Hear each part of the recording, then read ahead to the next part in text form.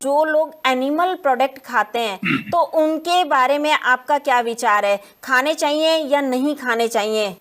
ये बड़ा इंटरेस्टिंग बात है समझने के लिए कि जब भगवान ने हमें बनाया है तो हमें हमारा फ्यूल क्या होगा वो भी भगवान ने डिसाइड कर दिया होगा। जिस तरह से अलग अलग गाड़ियां होती हैं, उन कंपनी जब मैन्युफैक्चर करती है गाड़ी को तो ये भी डिसाइड करती है इसमें फ्यूल क्या होना चाहिए, इसमें पेट्रोल होना चाहिए, डीजल होना चाहिए। हालांकि पेट्रोल डीजल सुनने में देखने में एकदम एक जैसा है, माइन्यूट से डिफरेंस है। लेकिन ज़रा सोचिए, डीजल वाली गाड़ी में आपने गलती से पेट्रोल डाल दिया, ऊपर से ये सोचा है पेट्रोल तो ज़्यादा महंगा है, ज़्यादा रिफाइंड है, तो ये डीजल वाली गाड़ी में पेट्रोल डालने से तो बढ़िया चलना चाहिए। लेकिन आपको पता है कि वो बेवकूफ़ी होगी, वो डीजल की गाड़ी ना केवल बंद हो जाएगी बल्कि उसका इंजन पूरी तरह से सीज हो जाएगा।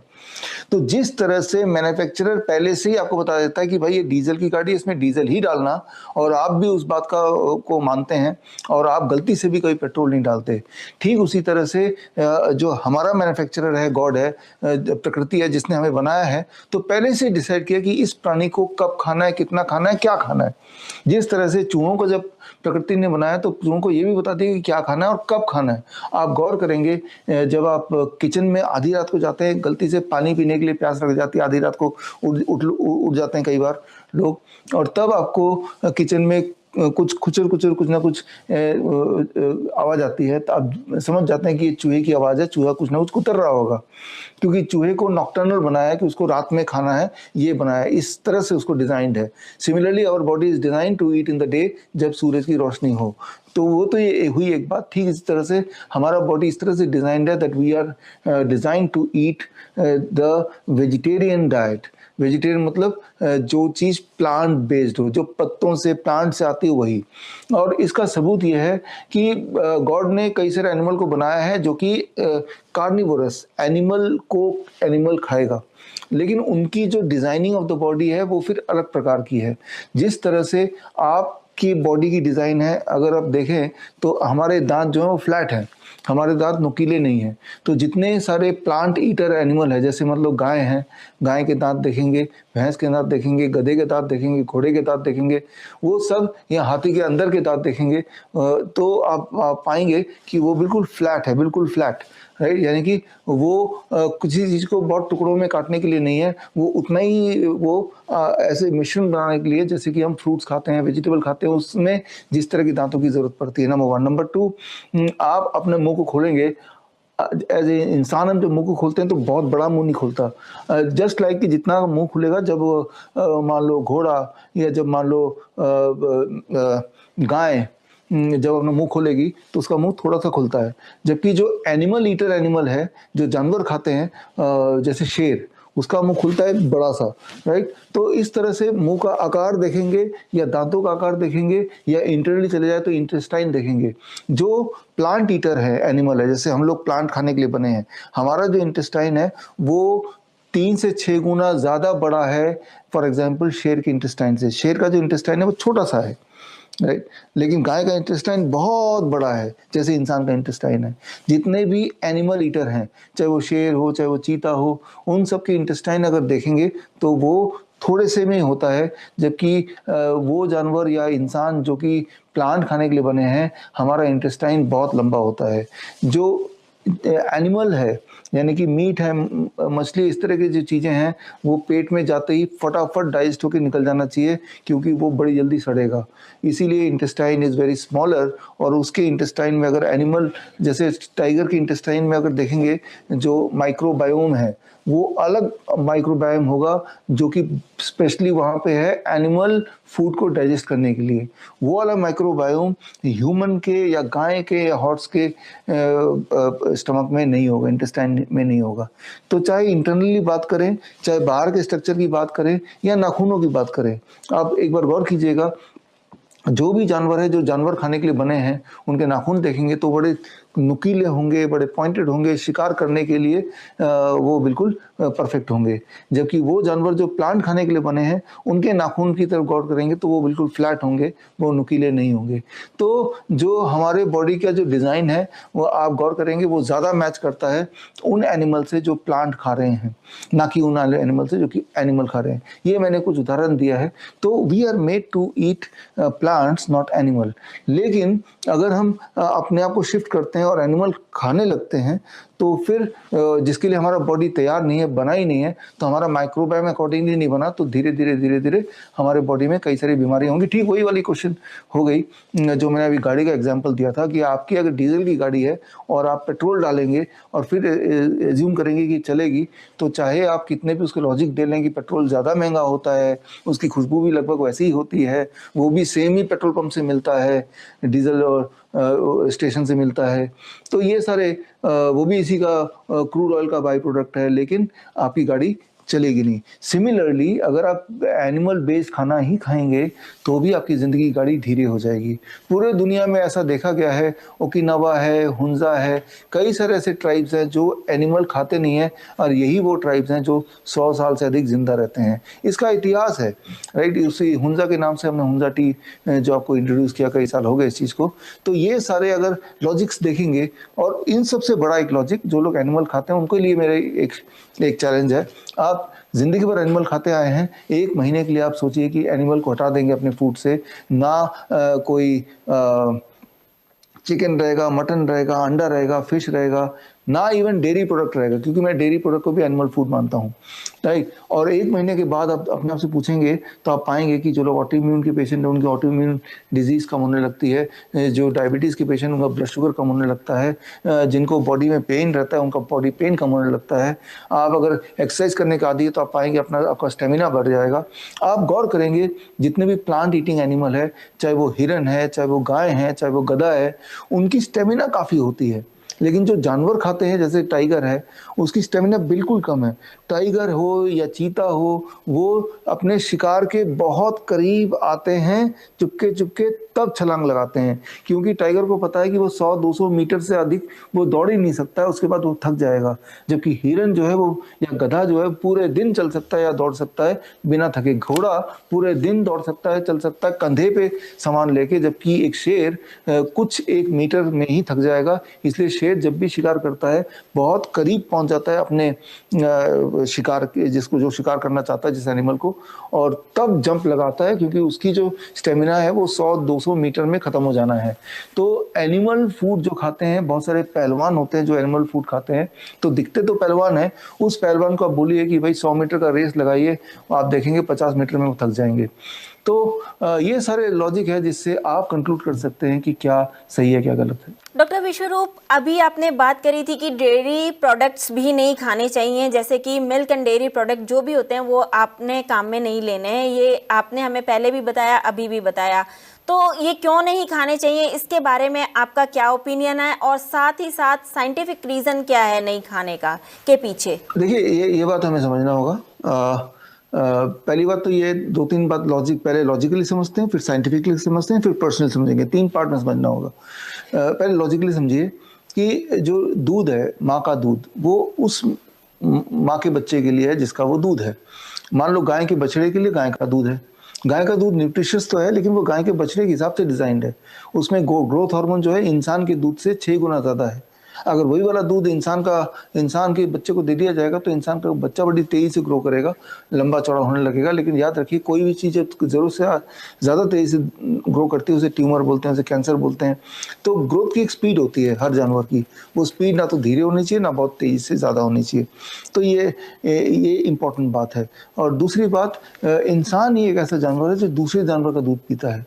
आपने देखा होगा कि एक शेर एक गाय को शिकार कर लेगा, उसे खा जाएगा, लेकिन गाय का दूध नहीं पिएगा पकड़ के उसको, राइट। तो और दूसरी इंपॉर्टेंट बात ये हुई कि इंसान ही एक ऐसा जानवर है जो जीवन भर दूध पीता है, राइट। बाकी जानवर जो है एक स्टेज के बाद, कुछ एक दिनों के बाद, जब बच्चे जो एनिमल के बच्चे होने लगते हैं, बच्चों के दांत निकलने लगते हैं, तो दूध पीना, माँ का दूध पीना भी छोड़ दिया, राइट। लेकिन इंसान क्या है, वो गाय का दूध, भैंस का दूध, बकरी का दूध, ऊँट का दूध ये जीवन भर पीते हैं।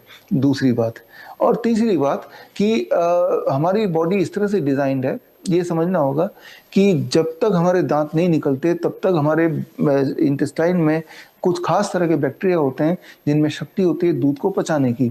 और जब हमारे दांत निकल जाते हैं, यानी कि अब हम सॉलिड कुछ ले सकते हैं, तो तब हमें कुदरती बाकी एनिमल दूध वैसे ही छोड़ देते हैं, अपने माँ का भी, और इंसान को भी छोड़ देना चाहिए, क्योंकि तब साथ ही साथ वो वाले जो बैक्टीरिया है जो दूध को पचाने के लिए इंटेस्टाइन में भगवान ने दिया था, वो बैक्टीरिया की तादाद धीरे धीरे खत्म होने लगती है और खत्म हो जाती है।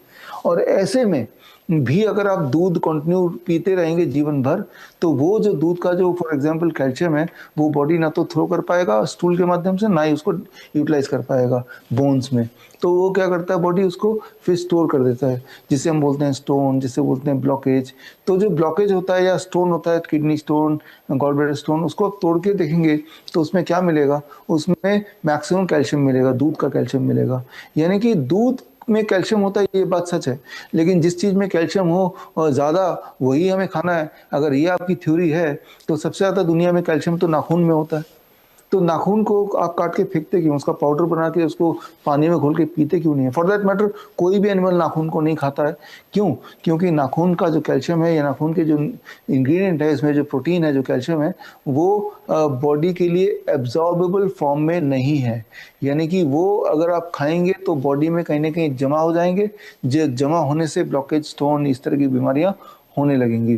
तो कुदरती कोई भी एनिमल नाखून को खाता नहीं है। तो यानी कि कोई भी एनिमल ऐसी चीज़ नहीं खाना पसंद करता है जो बॉडी में एब्जॉर्बेबल फॉर्म में ना हो।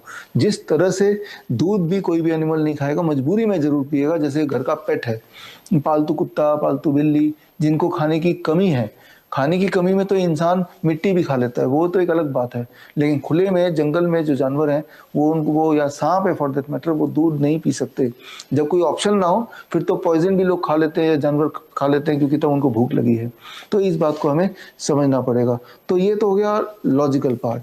अब बात करते हैं साइंस की, साइंटिफिक की। दूध के ऊपर पूरे दुनिया में बहुत सारे रिसर्च हुए हैं, बहुत सारे।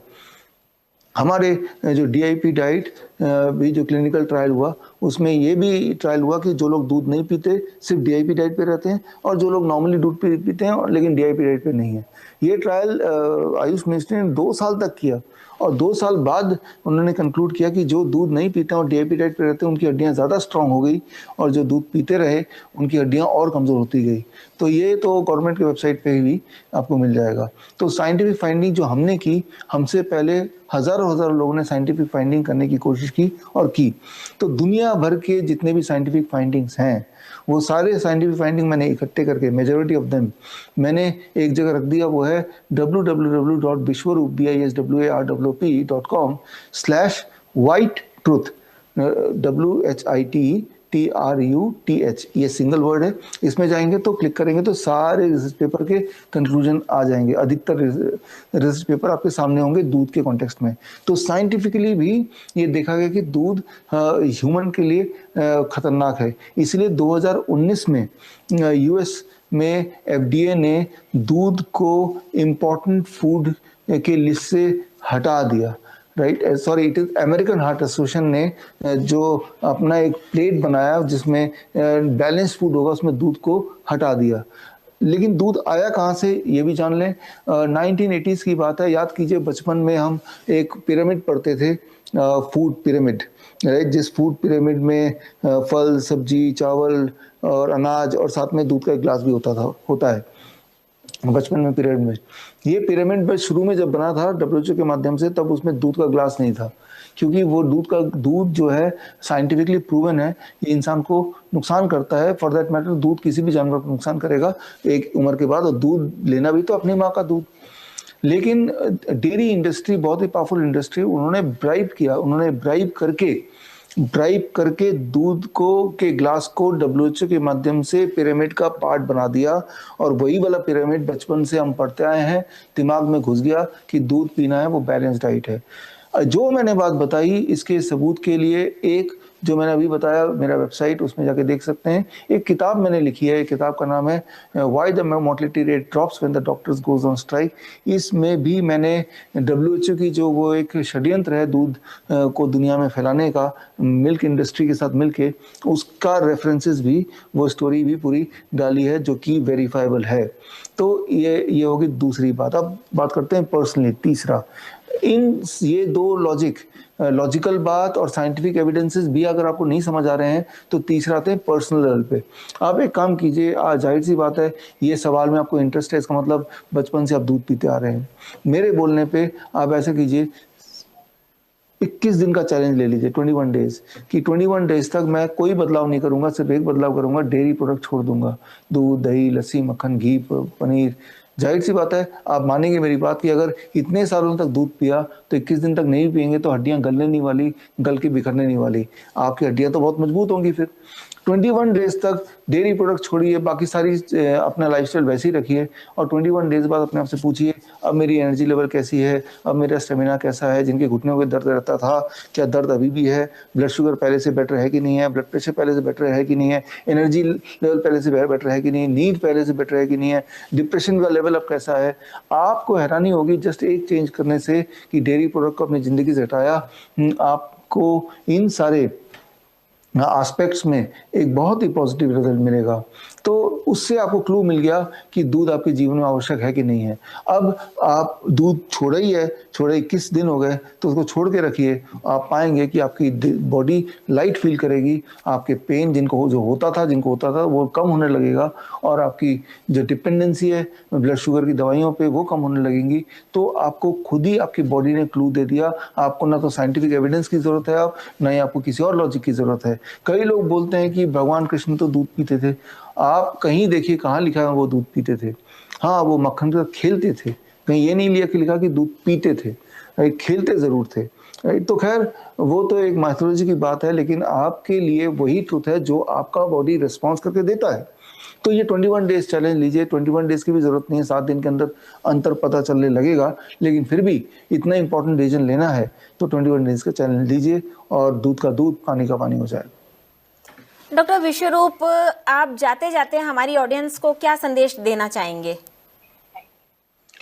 देखिए, संदेश बड़ा सिंपल है कि अगर आपको क्योर होना है, बीमारी ना हो वो एक बात है, बीमारी हो गई तो ठीक होना है, तो उसके लिए दुनिया का सबसे आसान तरीका है कि आप कुछ दिनों के लिए अपने फूड, जो भी कुछ आप खाते हैं वो उसी फॉर्म में हो जिस फॉर्म में नेचर ने बनाया है। जैसे 12 बजे तक फलों पे रहेंगे, जैसे हम DIP डाइट में बताते हैं, फ्रूट ब्रेकफास्ट। लंच और डिनर में सलाद खाएंगे, टमाटर, खीरा, मूली, गाजर, ककड़ी, मटर, सलाद पत्ता, लाल पीली हरी शिमला मिर्च, प्याज वगैरह वगैरह। कुछ ब्रोकली है, गोभी है, इनको स्टीम भी कर सकते हैं, भिंडी है, इनको स्टीम भी कर सकते हैं, ढेर सारा।